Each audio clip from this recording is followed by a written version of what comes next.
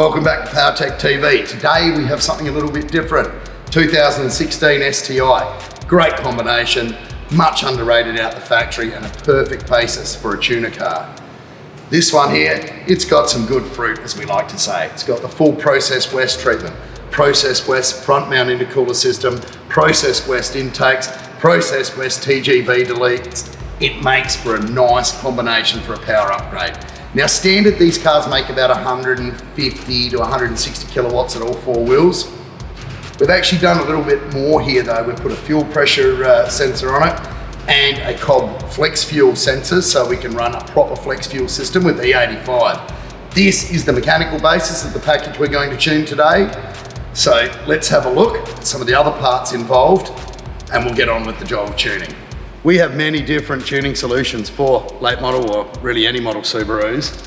We either use the Ecutech Race ROM programming system, which is fantastic, or in this case, the COBB Accessport Pro Tuner system. Hand controller, as you see here.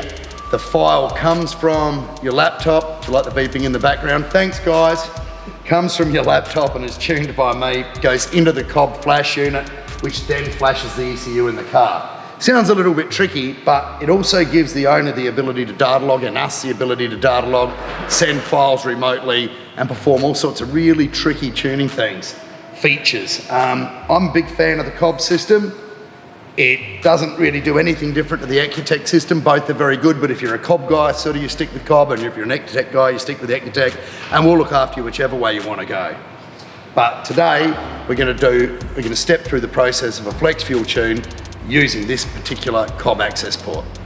So we start out with 98 octane fuel in the tank.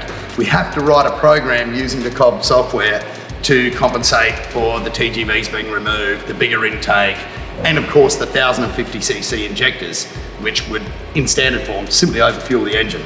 So we calibrate for those, we run the car up on 98, get a nice little 98 tune going, and then start adding different amounts of E85 to the tank and adjusting what we call the flex fuel scaling from there.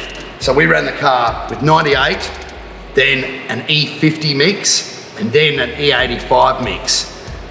And during those times, we tuned not only on 98, we tuned on E50, and then we tuned on E85, so that as you go to the fuel pump, the bowser, and put in different amounts of different fuels, it will compensate seamlessly and won't give you any issues.